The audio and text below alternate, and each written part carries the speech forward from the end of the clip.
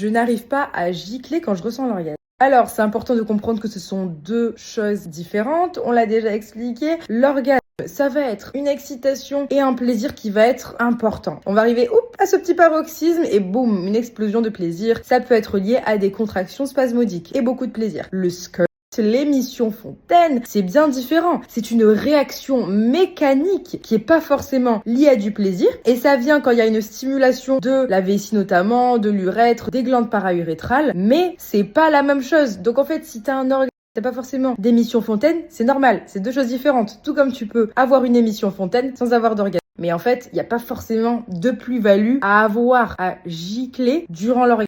C'est pas nécessaire. Ça peut être pour le show, pourquoi pas, mais voilà. Et il y a plein de personnes qui ne ressentent même pas de plaisir durant l'émission fontaine. Donc en fait, c'est pas forcément utile. Donc voilà. Il y a des techniques spéciales, évidemment, qui permettent de stimuler cette zone pour gicler comme tu le dis. Voilà, j'espère que je t'ai aidé. D'ailleurs, je m'appelle Léa et je suis sexothérapeute. N'hésite pas à suivre mon compte, voilà, pour avoir un maximum de conseils. Et si jamais j'ai une masterclass sur la fellation, et je vais sortir plein de programmes pour les hommes. Donc voilà, tiens-toi prêt. Tiens-toi prêt.